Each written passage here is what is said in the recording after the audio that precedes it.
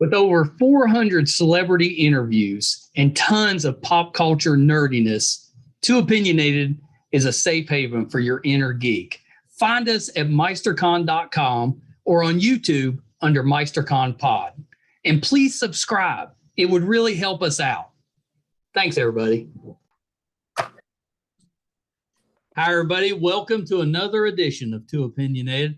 Really excited today. I've got our good friend, Mark Ilvedson, with me. So, Mark, you have done writing. You've been a set designer.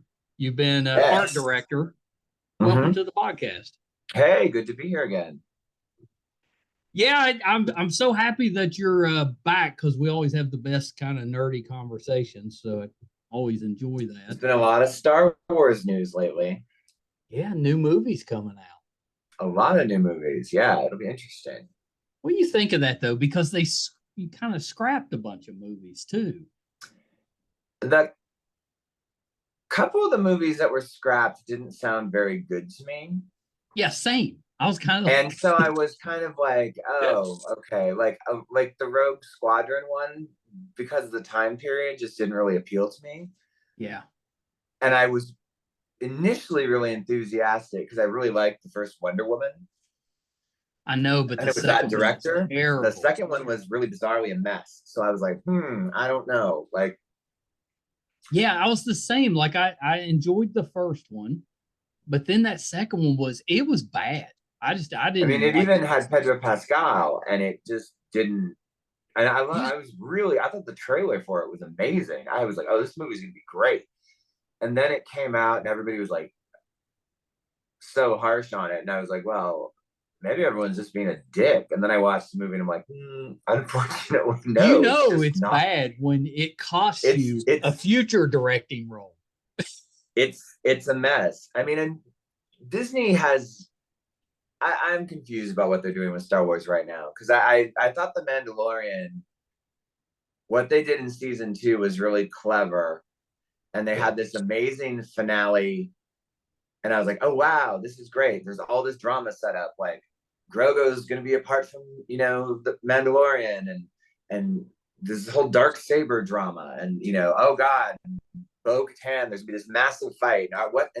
And then they like solved all of that in the Book of Boba Fett for no apparent reason.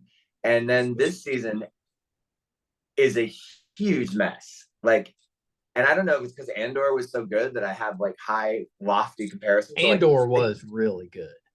I think Andor was the best Star Wars since 1980, like since Empire Strikes Back. And I had high hopes for it, and it like really exceeded. Like I just thought the scale and the scope. Well, the movie was good too. The movie was really good, and I like that actor.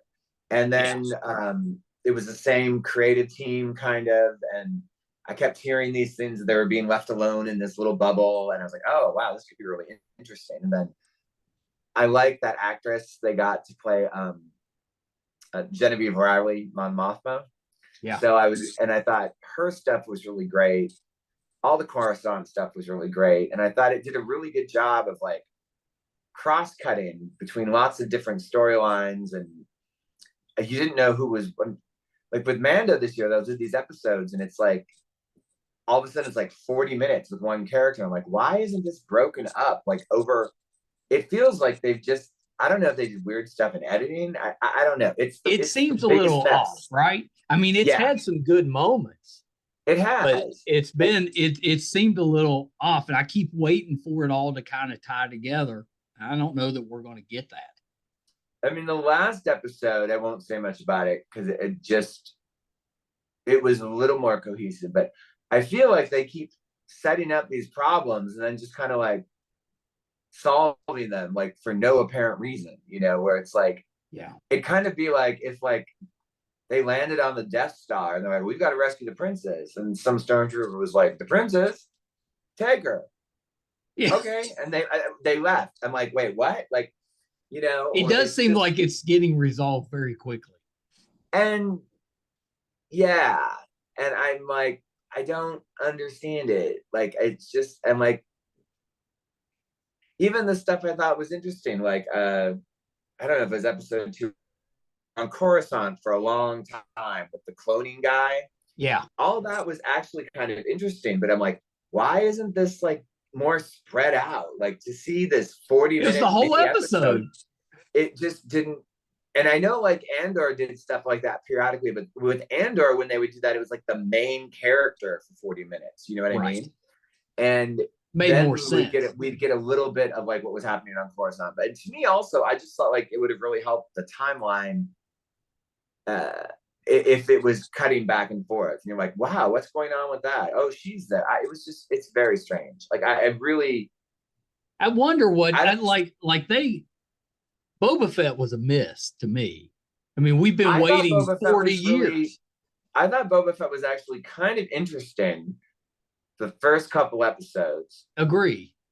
And then I was confused when they brought Mando in because I like Mando, but I was like, wait, what? We're solving all this now? And it was like, I mean, it kind of felt like that should have been season 3 of The Mandalorian. That should have been season, like actually those 2 episodes would have been a great season 3, but longer. Yeah. Like, and for some reason they're like, oh, let's just wrap this all up in 2 episodes. Like, I mean, I think the Baby Yoda thing is a neat idea, but it doesn't have much to do. So I thought in season 2, I'm like, oh, this is smart. They're gonna like keep them apart, and we'll see what he's doing with Luke, and Mando will be struggling, and there'll be this whole thing, you know, like what's gonna happen? How will they get back together? Oh, what's it gonna take? You know, like, and then it was just kind of like, oh nope, they're back together, and oh, by the way, we're gonna go help. Like, oh right, we're going to help Boba Fett, who this show's actually about. And then they kept every time, and they would introduce like it was the same thing. Where like in the same thing, where like they'd introduce like the huts of these main villains. Like, actually, we're going to leave, and I'm like, wait, what? Why? You know, we must go. And I'm like, okay, why? You know, I was why even have that? Extremely disappointed with the ending. That battle was just ridiculous. I mean, they had like 4 people trying to fight off, you know, whatever amount of people coming in. Well, there's a lot of stuff that doesn't make sense, and this season too, it's the same. There's a lot of stuff that doesn't in Mandalorian, which is one thing that like Andor did in spades, where the scale of everything was so big. Like, yeah, I mean, the prison sequences alone, and then that town, the big battle, the final ending, where there's like, you know, like there's just a lot of, and I there's a lot of times where like oh okay, like they have to evacuate the whole town, and there's only like 30 people, you know, like maybe you need to explain that somehow. Like, yeah, say, I did the same thing. Like when they went off to the mountains or whatever, I'm like, yeah, he's evacuated the town. There's like 10 people. Like, and to where there's no cover whatsoever, where I was like, you know, maybe have a droid come out and go like, fortunately, everyone made it to the hidden underground city. You know, we hope they won't be found there or something.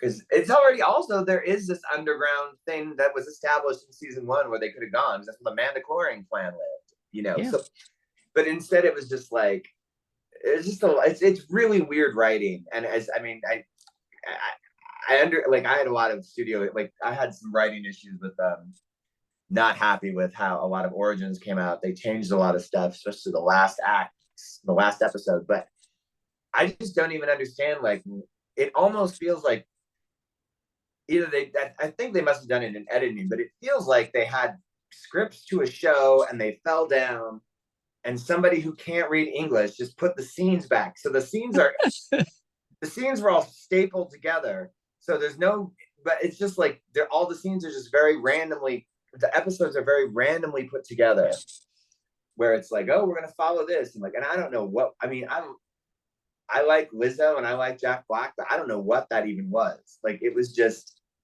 Yeah, same. I mean, does it bug you that Mando's armor is so much better than every other Mandalorian?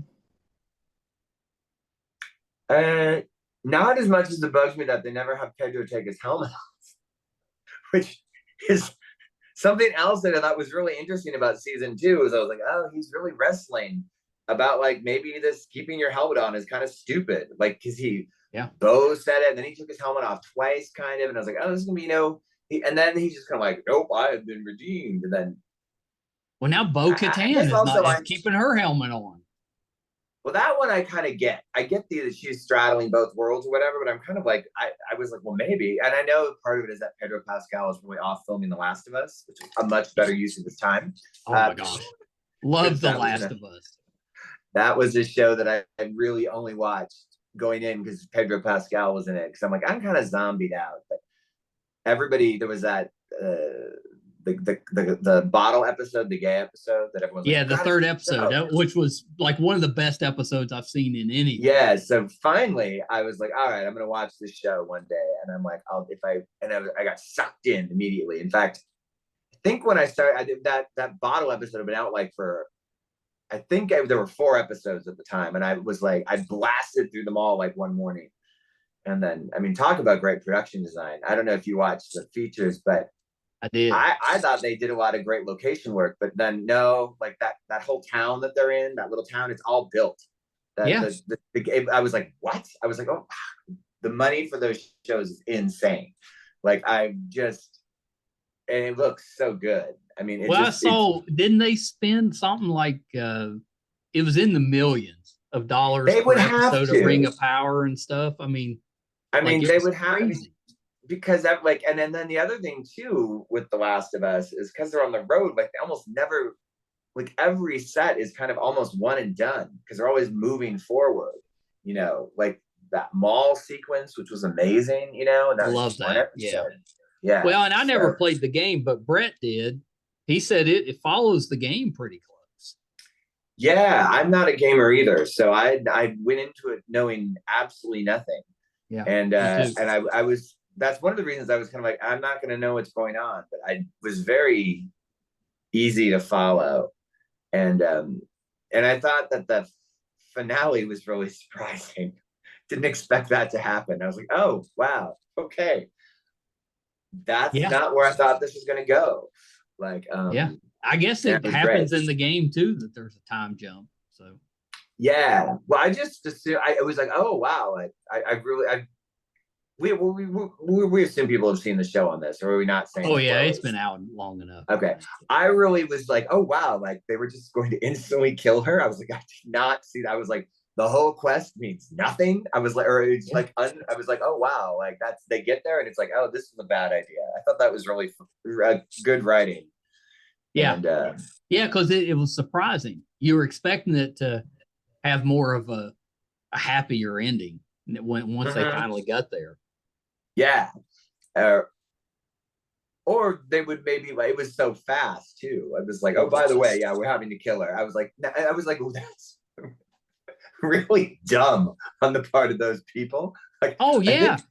I think what I would have said is like, she's being examined right now. Be able to see her really soon. Let's just hang out here and read a book and have a beer while we kill her in the other room and don't tell you. Like it was. I mean, obviously. Because couldn't you have come back and said, "Oh my gosh, we didn't know this was going to happen," but she's gone. When we did the test, something reached out, and it was because I was like, "Ooh," but it was that show went so fast. Like, I mean, I suppose partly because I started 4 episodes in, but I was like, wait, it's over? I was really bummed. Like, then I immediately started watching it in real time. And I was being driven nuts by the fact that it was dropping on Sunday. Because I housed it for a friend of mine a lot of weekends, and he's got HBO. So I'm like, I'll just watch it when I'm at his house or whatever. So I get there Friday, I'm like, oh, wait, there is no Last of Us. Like, I'm going to have to, like, watch it on Monday or something, come over here again. So because it was just so good. And it was one of those that House of the Dragon was kind of like that too, where I actually wanted to watch it live. Yeah. And that's rare. Most of the time I'm like, I don't really care. Even Mandalorian and that stuff, I'll watch it within a few days, but I rarely watch it when it drops. Oh, with Andor, I was psychotic. Oh yeah, I was same with Andor. I would stay up. I would stay up and watch it. Yeah. And then I would go to bed, get up, go to work or whatever. And sometimes if like a lot of times with work if my work started like at 9 or so, I'd be like, let's have it on while we're having breakfast. And it was so, the episodes were so rich, and they did such a great job of like introducing characters, and then they would be gone, but they were so compelling, these little tiny arcs, like all the other the whole mission with the I'm bad with names, where they're on the planet, they steal all the money, and there's that sky effect going, all that whole crew was amazing. Pretty good. Yeah, and the visuals for that were spectacular, and just the location work, and it was just so good. Yeah. And then, we've been spoiled a little bit because we're getting so much good content. There's more than we can watch. And I'm intrigued, back to Star Wars, and I'm intrigued about the Rey movie. I haven't. I know I saw that it was coming out, but I didn't read. They haven't released much than that it's coming out, and that it's in production. Did they mention what it's going to be about? I mean, it's going to be about her trying to start another Order of Jedi, and it's set 15 years after the last movie. So that might be good. That's long enough that they can make changes to things that they didn't like the way they worked. Yeah, and I thought Daisy Ridley was really good in that role, so I'll be intrigued to see what they do. And that would be, I'm okay with that. And then there's one of them set in the past, right? Right. Yeah, and then I don't know much about that one either, but it's like way in the past. Way in the past. And then there's hopefully we get some of the cool like Sith Lords and stuff from the comics. Well, and then there's a Jude Law show that he's in that's coming soon. I think if not later this year, like early next year, because it wrapped that could be quite a while ago.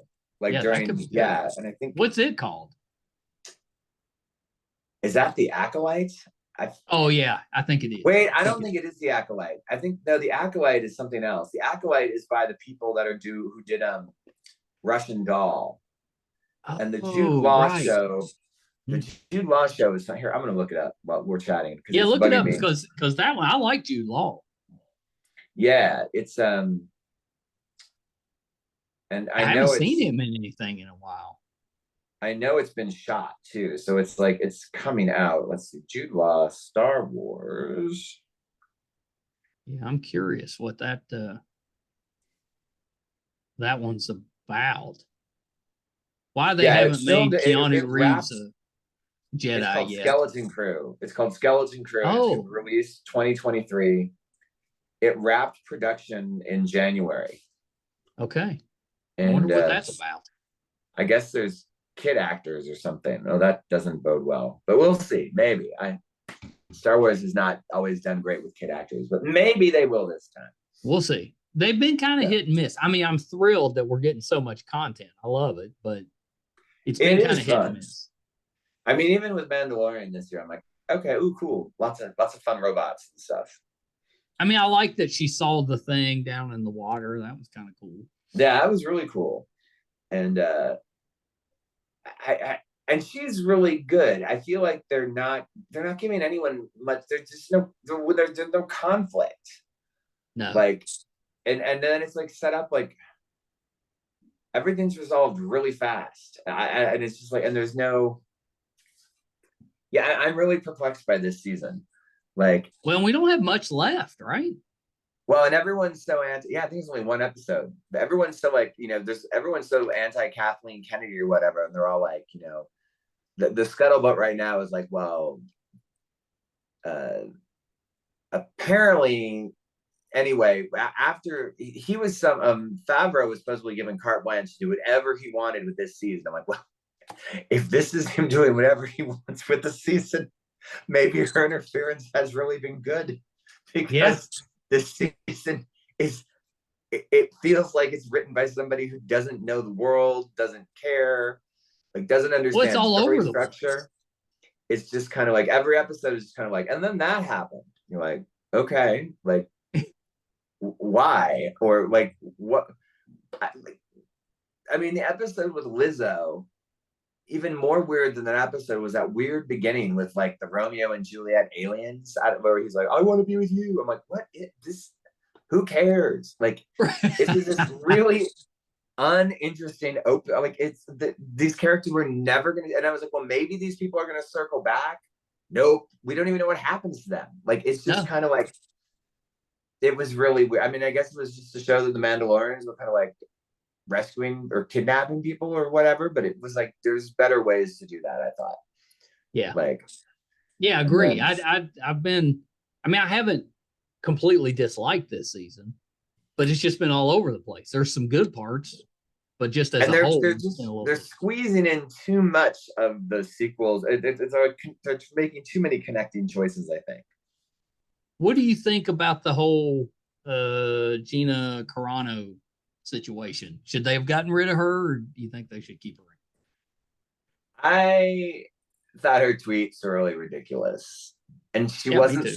that great of an actress. And I'm like, if if the company tells you to stop saying something, maybe listen to what they're saying.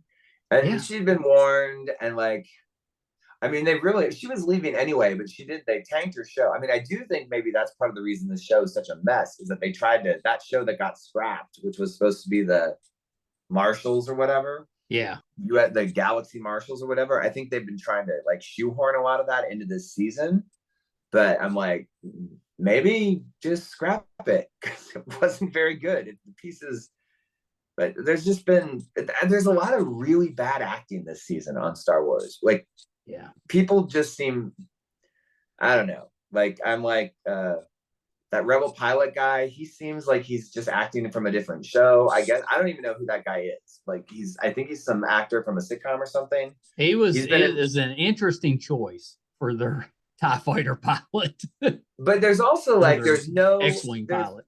there's no urgency to anything. Like it's like oh we're like the and this goes. I always think this. It reminded me a lot of episode one, the first Star Wars. This Phantom Menace did this. I remember watching episode one, and when it started to fall apart for me, there were several moments.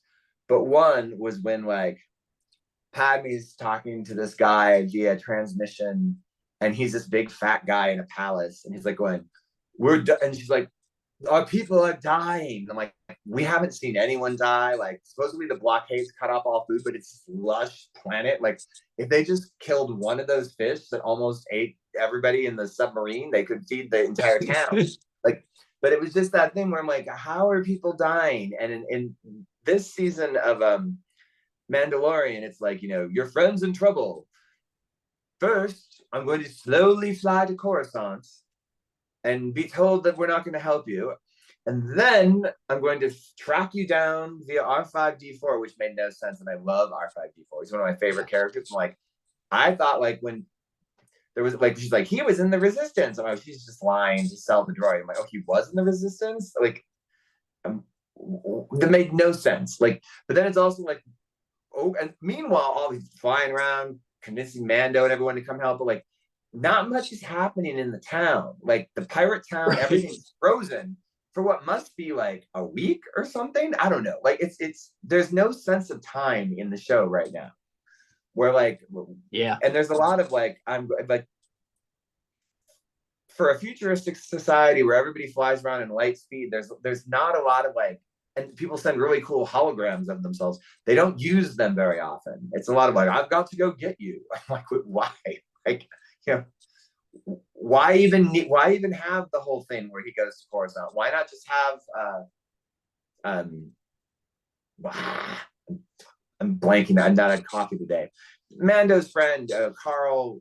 Carl Weathers. Carl Weathers. Why doesn't he just, hey Mando, we're really in trouble? Like, wouldn't it have been more easy for him to reach out? Like, and it would have just been like, then Mando could have been like, and then we could have actually spent time on the battle. Although the less we saw of the sea monster pirate, the better. He was terrible. Wasn't crazy about that creature design because I was like, no. this looks like Land of the Lost from the 70s. It did look like kind of a Croft type of creation. Sid and Marty Croft, but like it somehow wasn't as well executed as Sid and Marty Croft. But no, it wasn't. I don't remember if you watch any Star Trek. You've been watching Picard. I need to watch Picard. I have It's not been watched really it. good this year because you get the whole crew back. Right. Yeah, no, it looks interesting. So no Maribor though. Parallel dimension. Jennifer needs to be brought in. Oh my gosh, can you imagine? She Mm-hmm. would lose her mind if they brought her back. That would have been amazing. Yeah, I've just been really intrigued with what's going on with Star Wars. Because I It's was been one of the few people that interesting. actually really liked. I liked the Last Jedi for the most part. I actually thought the fact that Luke was bitter and jaded and threw the lightsaber away. I think maybe because I'm bitter and jaded myself, it worked for me. I was like, I think if I had had a Jedi Academy and I'd almost murdered my nephew and he went crazy and killed everybody else, I think I'd be over it. Like I really think I would. And I thought, I mean, that's kind of what, like, I mean, Obi-Wan Kenobi was hiding on a planet. Yoda was hiding on it. It's kind of what Jedi do. That's right. I thought that was interesting. I mean, I had the main issue I had with that movie was the world of Canto Bight, and the Canto Bight mission made no sense. It made no sense. And that's, for some reason, Star Wars loves those kind of worlds. That the Lizzo planet was very Canto Bight to me, just kind of this dumb rich planet where nothing makes any sense. And like, you know, it was also like, I guess they just didn't know what to do with John Boyega, because they had to give him a plot point. And I'm like, they probably should have just left him in a coma. It would have been better. It'd have been better for the story. I mean, like, my big issue, and giving him more to do later. I do feel he, as an actor, he has legitimate. I'm like, yeah, I felt they really set up your character really interesting, and then they just kind of didn't know what to do with you for their other two movies.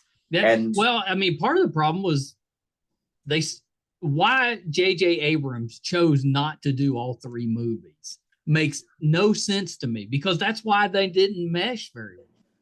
Well, if you don't do all three movies, at least have everyone in the same room when you're talking about it. Yeah, because I mean, the second movie basically got rid of all the stuff that was established in Force Awakens, and then Abrams tried to get some of it back in the third movie. I mean, a lot of it was like I really thought the idea that Rey was a nobody was interesting. And this idea that everybody's related to everybody in Star Wars is a bit much, you know? Right. Like, and I mean, I did love the fact they brought back Palpatine and they had no logic. They're like, he's returned somehow. I was like, it was just poor Oscar Isaac. I mean, who would you have had her related to? Would you have had her be a Kenobi? No, I wanted her to be nobody. I thought it'd be really interesting because in theory, Anakin Skywalker was nobody. He was some slave kid on a planet. Yeah. Then they kind of did this weird thing. They had this immaculate conception that got kind of weird, so they kind of went woo away from it or whatever. But I mean, in theory, if you look at the Jedi Temple and there's all these Jedis in it, like thousands of them, most of them just kind of come from the middle of nowhere. You know what I'm saying? That's right. So like, it kind of made sense that she was just really force sensitive, and then I mean, having her be a Palpatine or like Obi-Wan. I mean, it was, and I guess they really were very close to having to be Obi-Wan's kid, which is just like, what? I mean, are they just that's where parents? I thought they were going. Was going to be a Kenobi? So, but I mean, in Obi-Wan, there's a show that's so like, it had moments this season, but again, it needed better writing. Like, I didn't understand narratively some of the things they were going for. Like, yeah, I was a little disappointed in it. I mean, it was awesome. Yeah, that's Brett's favorite character, but and I like, you know, Ewan McGregor is so good. He is, and it was fun seeing him back together with Hayden Christensen, and maybe there's another season which they keep teasing, kind of, sort of, under like for a while. We'll see what happens. I mean, they're almost mini-series. They're so short. It needed to be a little longer. Yeah, I thought so too. At least a couple. And I mean, that's one thing that I really think why Andor worked, is it was 12 episodes. Yeah, it makes and it really had time to breathe. And I mean, some people didn't like. I don't know. I started with Andor. I started watching a lot of like YouTube shows like this and whatever. And so many people are like, they don't understand. Everyone thinks that like they don't get what filler is. And like, I don't think character development is filler. It's not.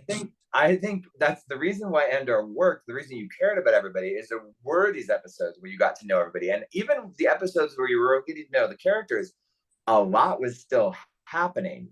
It Yeah. just wasn't like laser swords, you know. And I thought the slow burn was really interesting. I mean, I'm so obsessed with Andor now. I'm dying to see Ahsoka, basically because there's one shot of Genevieve Riley as Mon Mothma in it, and I mean, I don't know. I think the actress who's playing Ahsoka is amazing. She's done a really good job with that character. I hope they do a better job with her fight scenes, because they were not great. I mean, I love her character and the actress, but the fight scenes were not great. Oh, I didn't even. I thought they were kind of okay. Yeah. You think? I mean, her fight. I mean, I thought like the visuals were so great. Like, well, they were. I really thought the visuals of season 2 Mando were so amazing compared to they were really good. Like, I think this season everything looks like it's very uninspired. Like, I'm not. I haven't even liked the outfits they've done for the the Mandalorians. I haven't cared for their outfits. A couple of them look kind of cool, but most of them, which I get, most of them would just be kind of random stuff thrown together. Yeah, that's probably what they're going for. But I don't know. It kind of bugs me that the only one that's got really good armor is Mando. Well, all the money spent on that. Throwing stuff together. I mean, I think Bo-Katan's armor is okay. Well, Bo-Katan, hers is. But yeah, the supporting, the background people are very backgroundy at this point. Yeah. And there's also like you wouldn't trust. I mean, maybe the big guy with the gun, you'd trust him in a fight, but would you trust any of the rest of them by looking at them? I would. Well, and they've kind of proven to not be like, you know, I mean, I think fans get really nitpicky, but I did read some comments where they're like, okay, so you're holding this ritual ceremony out and open on a lake where there's a giant gator that comes and tries to eat you. And then after all that, you hold another thing outside where a giant bird comes and like, that's another example where there was move like underground. There was no urgency. So this kid is like picked up and carried off. And they're like, you know, the big rescue, and then they get to the cliff and they're like, well, I'll have to go up there in the morning. We know he's not going to be eaten tonight. I'm like, what? I was like, why are you climbing? Like, why is this weird? And then there was that weird moment where like the bird coughed at the kid and the kid looked like he just fell out of he was just bone dry. It was very strange. I didn't care for that. I was like, I mean, I'm good with them going with the, you know, they're trying to get the feel from the original movies and stuff. So you wouldn't have the really big special effects. I get that. I'm good with that. But some of the stuff they're doing is just kind of silly. It's just,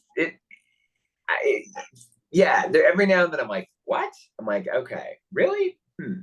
So, you know, I will say the episode last night was more interesting. Like, you probably haven't seen it yet. A lot. Nah, we're gonna watch it tonight.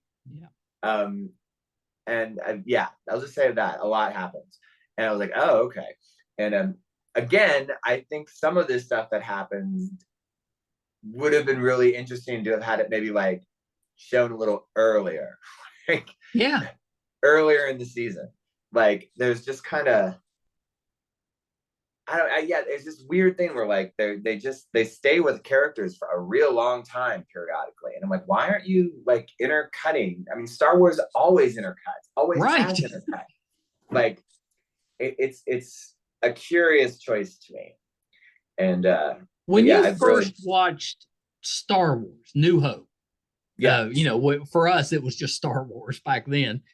But when you first watched it, I mean, who was your favorite character out of that the first time? Well, I was 8. Yeah, me too. I was 8. That's how I was. I don't think I saw Star Wars in 77. I think I saw it a year later. And my reason for that is I don't remember me clamoring for the toys and the toys not existing. And I had a ton of the I see. I toys. remember that because I wanted. Yeah, no. So I think I went and saw Star Wars in 78. The spring of 78 is my best guess. My parents don't remember, but I remember seeing the movie and then going to the dime store, Ben Franklin, and being told I could get 2 Star Wars figures. And they're kind of funny, as if like this was kind of a sign that Mark was going to be gay, because it was R2D2, which is basically this little phallic symbol that rolls around on legs, and Princess Leia, because I wanted to do the rescue. Yeah, those were the first 2 Star Wars figures I ever got. And I remember Mom like going, "How about Luke?" I mean, I eventually got them all. I still buy Star Wars toys. Too. And I've actually delved into, there's this guy, he makes, his name is Stan Solo. You heard of Stan Solo? I don't think so. He makes these incredibly, he has a factory that makes these, I got to show you this because they're crazy. Hang on 1 second. Yeah, okay. Yeah, let's see them.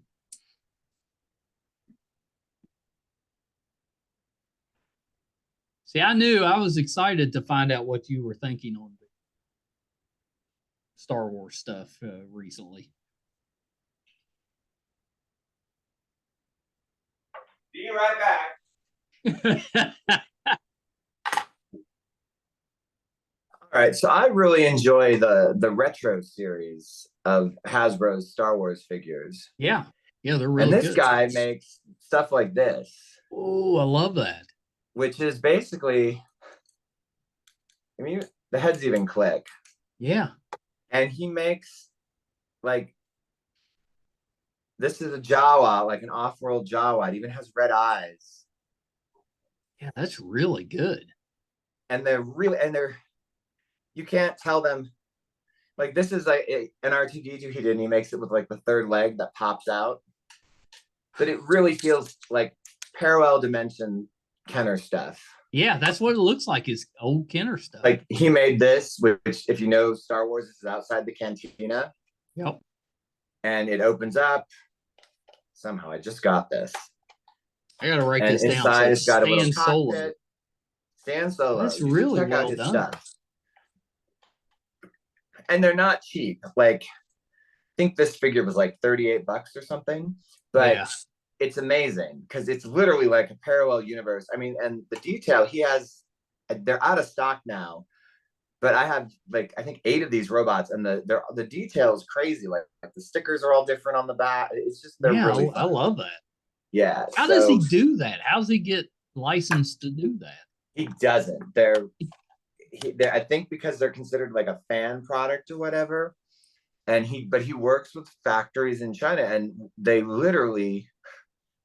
interchangeable with like the and he doesn't,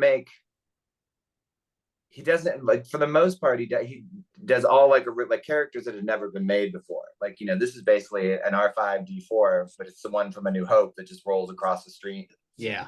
And man, I would love that group. I was all about that was back when collecting was fun, because you couldn't just go on Amazon and order it. You had to go search for the stuff. Yeah. But it was it's really fun. Yeah. So I mean, I'm really digging all the retro. Like, that's kind of, I love the retro line. And it's like when you're 8. And it really reminds me of like the first movies. And I remember thinking as a kid that, if Mark Hamill and I were in the same class, we'd sit next to each other because his last name was H. And I'm like, he'd be Mark H, because I was always Mark I, because there were so many Marks in the 70s. Every class I had, like, you and Mark Hamill could have been best buddies. Yeah, a little older than me. I did meet his kid once randomly at one of Jen's son's parties. I said, "Oh, this happened twice at Jen's house because it's Hollywood." And I remember once I was like, "Oh, that kid over there really thinks he is Billy Idol." And they're like, "Oh, that's Billy Idol's kid." And I was like, "Oh, okay, maybe he just looks like Billy Idol." And then there was one time I was like, "God, that guy looks like a young Luke Skywalker." And they're like, "That's Mark Hamill's kid." So that's awesome. I met him briefly. It was one of those things where you're trying to be cool and don't act like you know anything about it. Yeah, I'm never good at that. I never come off as cool. I'm always, fanboying and stuff. So yeah. Well, okay, my craziest moment when I did not fanboy was, so our friend Jennifer that we talked about earlier, Jennifer Nash, she played Mirabor in Star Trek. And In her life. one year she asked if I would go to a sci-fi convention with her in LA, or I think it was out near in Pasadena. Yeah. And I was like, oh yeah, I'll go and sit at the table with you and it'll be an interesting day. And when we got there, we were seated next to Peter Mayhew, who played Chewbacca, Yep. and his wife, and they knew Jennifer from Vegas because she'd done one of these things. And so all day long, we were kind of chatting with Peter Mayhew, very nice, and signing pictures or whatever. And we're just chatting. And then he's like, oh, some of us are going out. And I'd walked around. And so we went to the bar at the hotel, and it was Jack Purvis, who played like the tall Jawa and I think like the power droid, and Kenny Baker, who played R2D2. And at one moment, I like went into the men's room. We're all in this bar, and there's Chewbacca, and I was like, "This is so weird." I'm like in this room with these people that I had little toy versions of, and then there were also Peter Mayhew was. I mean, I'm 6'4", but was really tall. So he's also, tall, and then or was tall. Kenny Baker was really short. So there's that whole thing. But I was like, well, my whole childhood is in this bar. It was really strange, and that's kind of awesome. Just a surreal moment. Yeah, and they're both. Yeah, it was fun. And I wanted to ask you, switching off of Star Wars for a second, I wanted to ask you about Stargate Origins. How did you get that gig? So a friend of mine was working at Paramount at the time, and he's like, "Hey, we're bringing in a bunch of writers to pitch on this project." And he's like, "I think you might have a fun take on it." And it was because it was kind of a Rogue One-y type thing. Yeah. Like, and they had this rough outline that I read one weekend, and it was, it was a web series, and I was trying to I didn't have a lot of time. I had I think 4 days to get ready for this pitch. And I started trying to write a synopsis, and I hate synopsises. And I'm like, okay, I'll do it. But then I'm like, for fun, let's just write the first 10 minutes of this thing and as an exercise. And then it came out pretty good, actually. I think it was better than the first 10 minutes of Origins, because actually what they did is when we started writing it, they thought the first 10 minutes of my script, we broke it up. So if my script got expanded and became episodes 1 and 2, but I really think it would have been better. And then there was stuff that I really was frustrated about, because I wanted her to be not like a woman in distress. And so she was supposed to bash his head against the steering wheel as they were driving. And they're like, well, we could never do that. I'm like, yeah, you can. I've done green screen. We could totally do this. And that was literally the producer who hired me was like, because the production company, Paramount was working with, not Paramount, MGM. MGM was working with this production company, but the production company was in charge of the hiring. So I had a series of meetings with people, and the producer who hired me was like, I hired you for these 3 reasons. And they were that scene, which she thought was amazing. And then she somehow left the project, and that scene had to get revamped. And then the original ending for Origins was much better. I was really unhappy with the ending, where, yeah, it's a bitter pill. I was, because there was. I mean, why did they change it? They just all meddled. They just didn't like it for some reason. The original ending was he didn't die. They made it back, and she didn't know anything that had happened. And so he let her go, not knowing about the crazy adventure. And Beale was this dangling thread, because they originally wanted a dangling thread in case we came back. That's right. And then Wasif, the gay guy, had elected to stay in the past. Everybody liked this, and they changed it because they got a mask. And so then I told them, I'm like, if we're going to create a gay character, he's going to have a happy ending. And his happy ending is, rather than come back to 1930s, the world of the 20s, he's going to stay in this world with this guy and they decided to turn him into this zombie killer who gets murdered in the first movie. I was really very unhappy Yeah, that when kind I of sucks. saw That the has to be first cut. hard when you've created something and then it gets changed. Well, and I knew they were really hung up on like Beale dying for some reason, and then I also just didn't think it was. I was like, what? I was like, because it was kind of this like Humphrey Bogart thing, which is how I had sold it. We're like, and then what happens in the final scene of Stargate Now is there's these FBI agents who don't really know anything, but there was this whole like no, the last people in the movie or the last people who are speaking have no relation to the rest of the story, whereas instead he was like watching her go and knowing that they had been. I mean, it was sci-fi, but like they'd had this great love affair and she didn't know anything about it, and he couldn't tell her about it, and he was keeping the secret of the gate, Yeah. which again was this and like I don't know why they changed it because in the original treatment that they gave me, which was really crazy complicated, and I had to like really go like, how are you going to do this and stuff, and like because there was I'm talking about budget issues.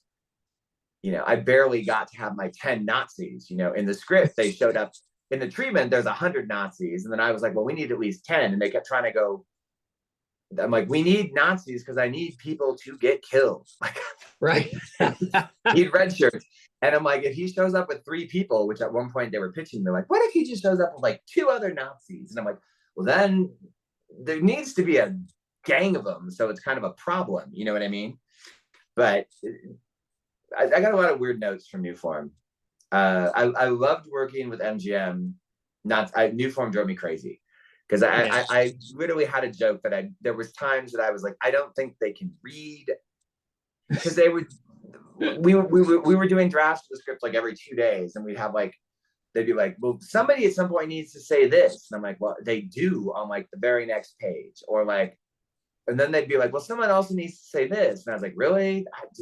I don't think they need that line. They're like, it really needs to be said. So then I'd put it in the script, and then they'd be like, why is this line here? And I go, well, because thank God we didn't do Zoom meetings. These were all phone meetings. I don't think I would have just, yeah.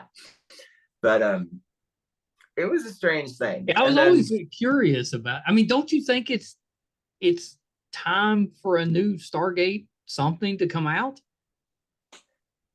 Yeah, I mean, I part of my issue, the one thing that I always thought that they were going to just spend a little more money on Origins. Like the Yeah. budget was small, but I mean, before it even started, they had me go to Comic-Con with the director Mercedes, and we did this crazy panel, and it was this weird thing where like we had met a couple times, but we had just started. Like it was the week my deal memo started to start writing the outlines and stuff. And so it was this amazing thing where like there was no need to worry about spoilers because nothing was set in stone. But we went into this panel, and it was this big, very heady thing because I come from the world of like improv comedy where nobody ever comes to your shows because you play in half empty houses. And I remember walking by the hall at Comic-Con, and it was like, I think 600 seats. And I was like, with Mercedes, like, God, I'm like, what if like nobody comes? I just always in that frame. And then they had to turn people away. So it was, and we came out of that meeting, and the Stargate was like announced, and like all the trades, and it was like, wow. And like, so I just kept thinking when we were having budgeted fights over the budget during the writing process, and I really did like save them a lot of money for the most part. The other thing that I really didn't understand was the decision to have it open in a warehouse. Because originally it in my script, and I was like, this will be cheap. It was going to be the camp in the desert that was really skeleton crew because it was just a couple tents, and like the whole expedition had left for the most part. You know what I mean? Right. Like, and they were really hell-bent on starting in this fabulous warehouse. And I did think the warehouse looked great, but I remember when I went to set, I was like, this is this vast, giant set. So when we're in the real world, it's vast and gigantic. And then I felt like when we went into the Stargate world, it felt like they were shooting in something the size of an apartment. It looked really small. And we'd even had meetings about that where I was like, well, all you need to do this is just get a bunch of pillars and just keep rearranging them or something, because Yeah. there was a lot of like, I always thought they were going to spend more money than they did. And I think they should have spent more money, like just in general. And the other thing too was there was this crazy race to the finish line that I never understood with Stargate. Like I really felt we were so under the gun. Yeah, it seems strange. Because that script, like that script went into production at the end of September, and we started doing outlines like July 10th or something. Yeah. After Comic-Con. And so it was just this frantic race, which at times taught me that I could really write fast, which was, in the deadlines and all that stuff. And it was fascinating. But there was just, it was one of those things where like the notes were almost hilariously contradictory too. Like every meeting, somebody from MGM would say something like, the best line in the script is this. And then, because the way the meetings worked is that we're all on this phone call, and MGM would give their notes to 3 or 4 people from MGM, and then New Form would chime in with their notes, and then Justin and I would kind of respond, right, periodically. But almost every meeting, there was a line that MGM thought was brilliant, or an idea that MGM really liked that New Form hated, and I would be like, well, which is it? Like, I like the line, clearly. I remember one time somebody from New Form was like, well, what, do you like the line? And I go, yes, I put it in the script. Like, I don't put things I don't like in the script. Well, yeah, why would you? That's a dumb question. So there was also this crazy moment where, if you remember the story, there's a scene where like 2 characters, Beale and Catherine, have sex. And it's the morning after, and they wake up in a state of disarray, and the Nazis are outside the tent, and they start hurriedly getting dressed. And there was a line in the script that just, to me, was really obvious. It was like, Beale and Catherine start putting on whatever clothes they're not wearing.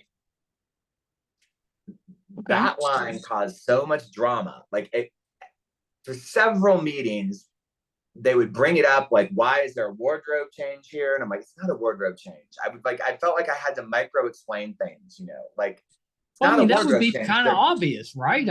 I thought so. And because of those moments, which happened a lot, and I don't know if they were just busy with other things, I started to not taking their notes super seriously. The other note that was hilarious was, if you remember the way that in the original treatment they gave me, we used footage from the movie, which then I put it in the script, and it was like, exterior desert, hundreds of workers. And I said, exterior desert, dig site, parentheses, footage from the original film thing. Put it in multiple times. Somebody brought from New Form, like, how are we filming this? We can't have hundreds of extras. And I'm like, okay. So then I do another draft where I put it in bold, and same note.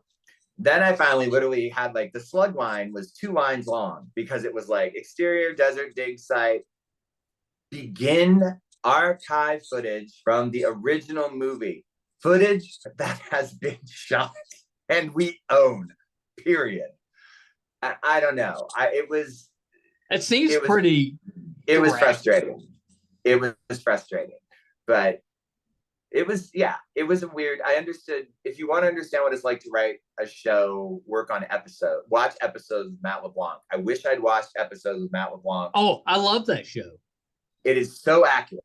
Like, I wish I found it like after Stargate, and I was like, oh wow, these people have clearly written a show before. Like, it was just, but because there were a lot of really great moments, in the process. It was just, and all of a sudden, like, the very end of the process, when we've already gone like a couple weeks over what we're supposed to, just because they had more revisions, and then we had this really great guy who was like the Star Wars guru guy. I'm blanking on his name because it's been 5 years.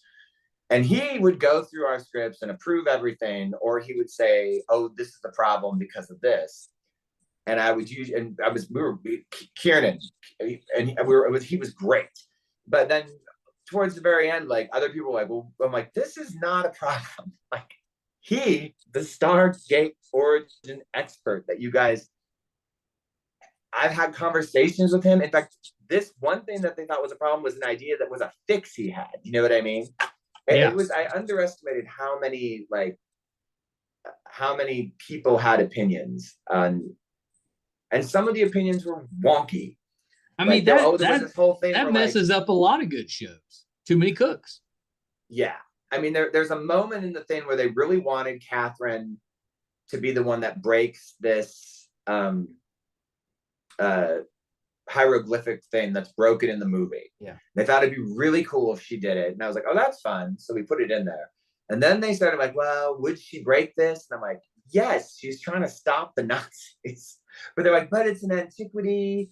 And she has to really like, oh, and I'm like, oh my God, like she would just break it. She's like an 18-year-old girl. Like, yeah. And the fate of the world hangs in the balance. And she's on a planet she's never going to get back to. I don't think she'd be, it was really an odd conversation where I was like, I think she would break it. And I'm like, this also wasn't my idea. I was told we have to have her break it. How do we have her accidentally break it? Because the idea is she is the one who breaks it. It was, there were a lot of moments where I was like, yeah, it was funny. That'd be frustrating.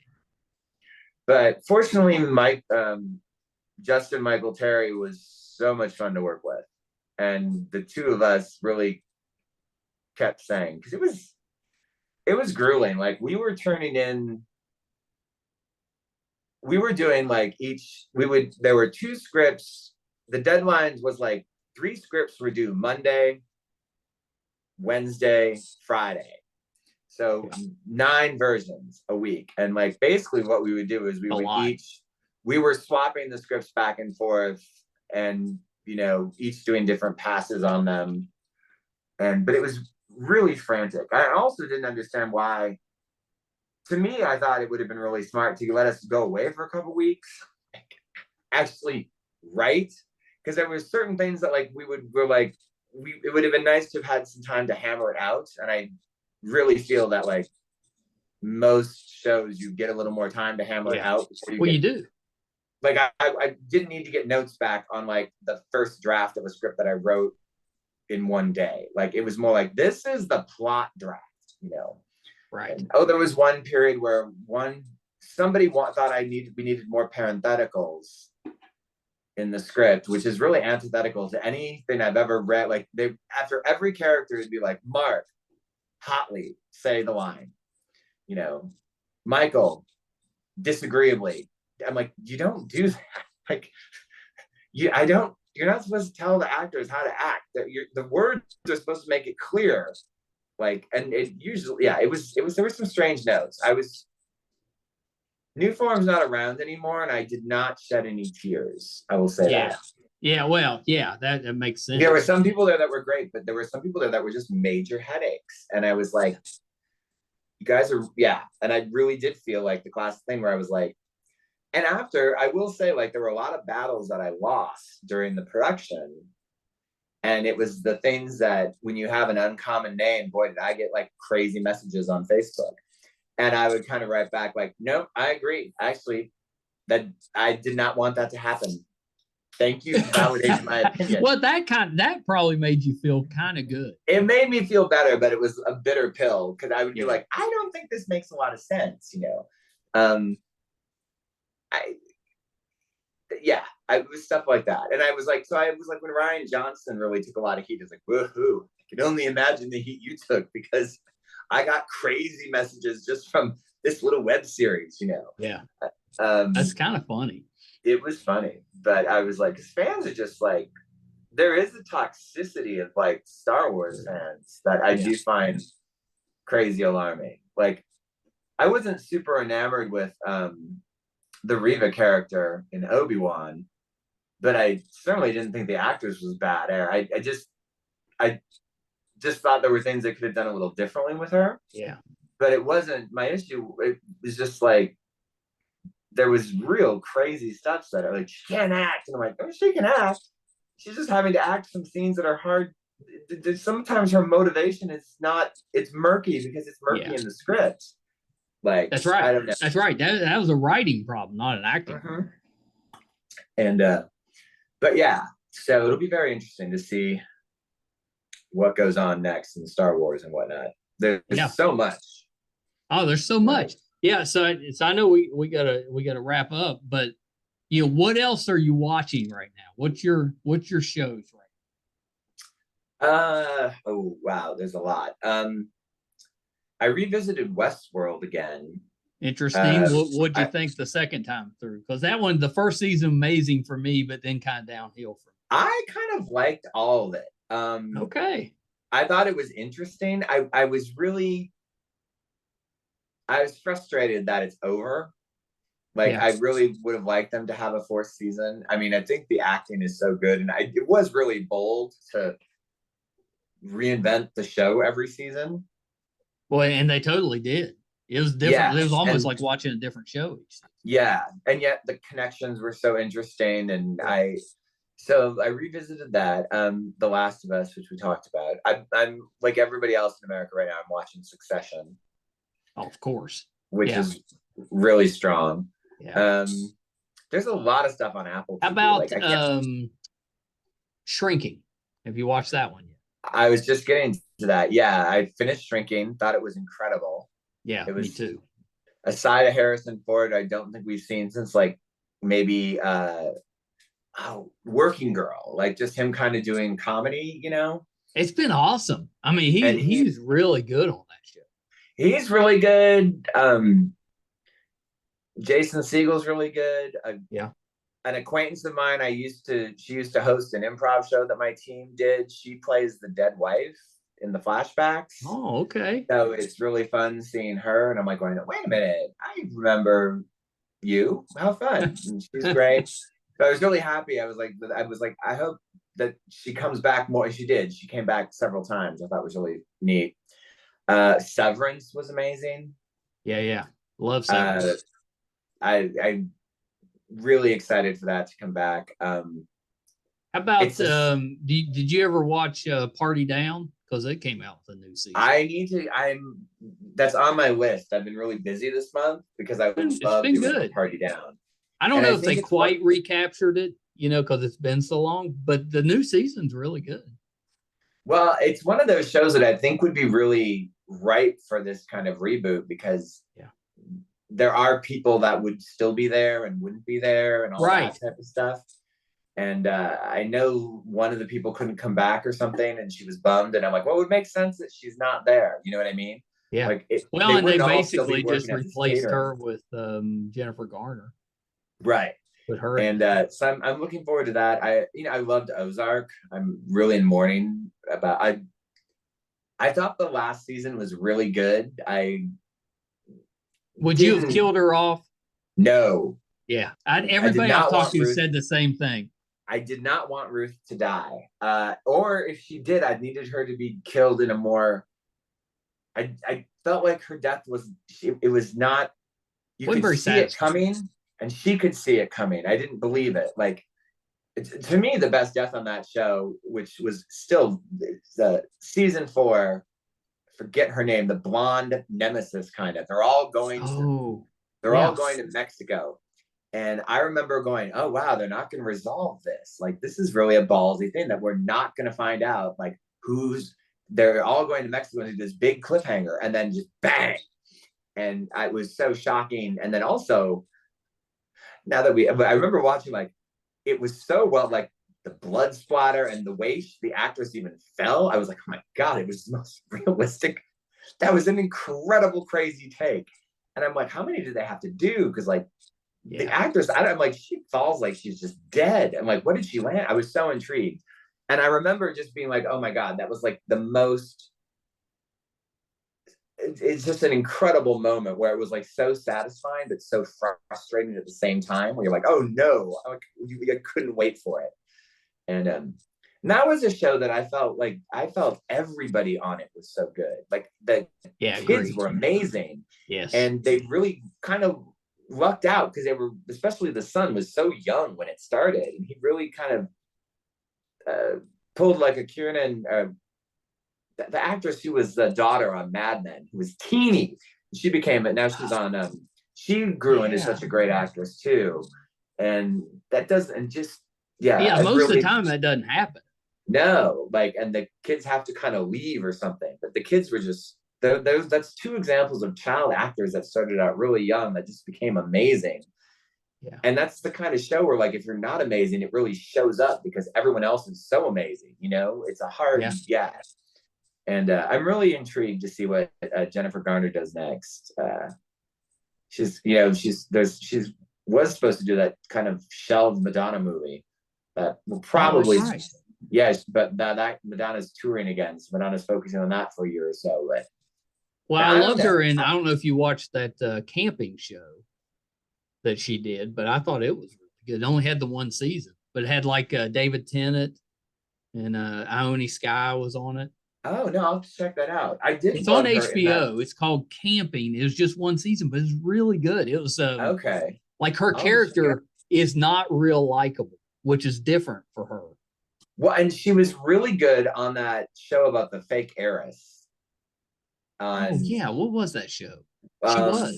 She was like way better than the show. The show was kind of a mess, but I like, because it didn't seem to, like, it had the weirdest point of view, and like the reporter character was just, it was I'm not a big fan of Shonda Rhimes, and I was like, I remember like watching it and going, this is a mess, and I'm like, oh, it's Shonda Rhimes, okay. It just seems very like TV-ish. Like, I've been chasing her. I'm trying to get her on the podcast because she's from like right here. You know, she's in town all the time. I still haven't got her to come. Well, she was such a I mean, I guess she did. I knew she what is it? I saw something recently when she's on it really young, like before, and I'm like, oh, so she was around because she was just. Was it Felicity? No, I don't think so. I don't think she's too young for Felicity. I'll have to look it up. She had an arc on some other show. You know what it is? She was on The Americans. Jennifer Garner was? Not Jennifer Garner. Wait. Julia Garner is what I'm talking about. Julia Garner. Oh, yeah. Okay. That makes more sense. Yes. Julia Garner was I think she probably went straight from that to this. Did you watch The Americans? I did, yeah. Yeah, that's really why I was surprised. I was like, I don't remember her being on there. No, yeah, remember Julia Garner was she was like the daughter of some diplomat person that he was sleeping with, and he almost was going to get her killed. She was great. And I was, she was really good. So she probably came to, because I remember when I'd not seen her before I started watching Ozark, and you know, when you watch that show, you're like, I didn't realize she was going to be such a main character from because they easily could have just killed her off or something. She was so good, and it was really, when you watch it now going back, like, oh yeah, it's set up really that way, but she might have just been some. I just didn't. Yeah, the way her character became so ingrained in their lives was just really, really good writing. Yeah, agree. Yeah, it was really good. Just such a strong show. Did you go see Dungeons and Dragons? I've not seen Dungeons and Dragons yet. Good. How was it? Is it good? Really good. It's like playing like a game. I'll have to check it out. It's really good. It had a lot of Easter eggs. You know, like if you've ever played Dungeons and Dragons, you'll recognize some of the names and like some of the characters that are just in the background, you'll recognize them and stuff. It was well done. Well, I mean, and speaking of Dungeons and Dragons, I thought Stranger Things had a banger last season. I did too. Like, not it was scary. Their most recent season. I thought it was just really disturbing, and the use of Kate Bush was so effective. That song. It was like, and I'm like, she must have just been like, ka-ching. And it was gosh. It was like her song was more popular after that than it was when she originally released it. Yeah, but and it was really like used well. And that remix they used in the trailer, and then the stuff with Noah realizing he's gay, that scene in the car, it was just really, really good writing. Yeah, I thought so. That was it, right? Is it over now? That was the end. No, there's one more season. Oh, okay. There's one more season. So it's gonna. wrap up. But that was a very, very strong, yeah. Yeah, I enjoyed that. Well, like, so Mark, we got to wrap. Yeah, it was great put talking to people you to again. sleep. We need to make this like an ongoing series where we just get on and talk about the crap we like. We should, Yeah, especially like there's so much Star Wars stuff coming out. Like so much. Yeah, we got to I'm do like it. the wait till Andor is killing me, and I know it's got to be like a year at It's least probably away. next year, I'm guessing. I would think. I think they were shooting it already. I think they've wrapped, but yeah. So all right, well, it's great talking to you again. Yeah, it's been awesome, man. So are you working on anything right now that we can keep an eye out for? I'm writing a couple of pilots on spec that I'm actually really happy with. They're very different. One's kind of a spy thing, and one's kind of like a midlife crisis thing. Oh, I like that. I like both of those. Kind of in the vein of Shrinking, like different, but a similar tone. Yeah. So I'm kind of like when I saw Shrinking, I was like, yeah, this is kind of the tone I'm going for. Like wildly, like everything's different. The characters are all different. The situation's different. You know, I mean, I love. Speaking of a great ending, that the ending of Shrinking is the crazy lady killing her husband is such. I remember when I was watching that show, I was like going, "Oh my god, she's actually going to do it." I was like, "They're going to do it." So many shows would cheat, but they're going to have her like just push him off the cliff. I'm really intrigued to see what happens because the interesting thing to do would be to have her get away with it, and then he has to listen to it in therapy all year. And like, she is not. I kind of hope that's what they do. I really hope that's what they do. And then maybe the walls close in, maybe, but it might be interesting if, I mean, that would be an easy murder to get away with, I would think. Like he slipped. Do you know what I mean? He just slipped. Yeah. How would you prove it? You know, put a broken phone. He was taking a picture. No, yeah. Yeah. Remind me never to stand on a cliff next to you. Yeah, don't worry. It's only if like only. I mean, just he also really had it coming. You know. He did. Yeah, he totally did. I was kind of like, it was just like, God, there's something very satisfying when people do that, and they just, I was really, and it is also it's also great because it kind of underscores the theme that maybe what he's doing as a therapist is, maybe there's a reason you're not supposed to do some of those things. That's right. Yeah, I thought it was really good. Well, so okay, last thing, Mark, run through your social media.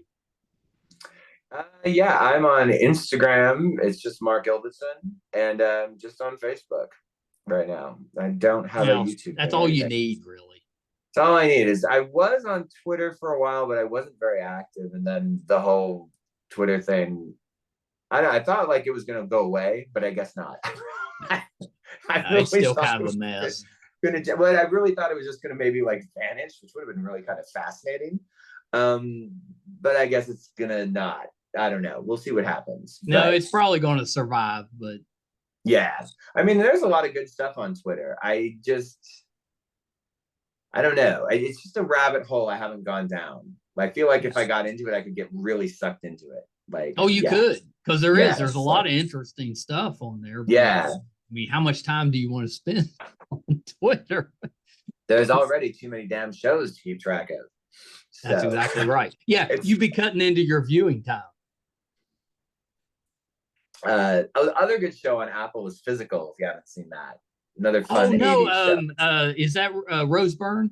Yeah, and if you think Rose Byrne is a good actress, then you forget. Then you see like the behind the scenes stuff, and she's talking in her Australian accent. You're like, oh my god, you're such a good actress.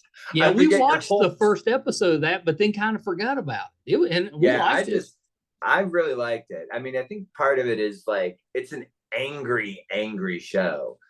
And I think I like angry shows sometimes. And then it's also 80s, which is so fun. And I think it does 80s in a it's like the budget is, it's like, wow, the show just is, there's so many just 80s cars. I'm like, where do they even get all these things? Yeah, it's just great. I love it. Yeah, it's just great. Me too. And well, she's Mark, amazing. This has been awesome. It always is when we get together to talk. But yeah, I think we need to do this at least every couple of months. Yeah, well, hit me up. I'm around. And come I know out where here to next find time. you. All All right. right. Talk to you soon. All right. Bye. Hold on a second. I love spending some time with our good friend Mark Ilvedson. I just think his view on nerdy content. I love hearing it, especially the Star Wars stuff. He's such a Star Wars fan.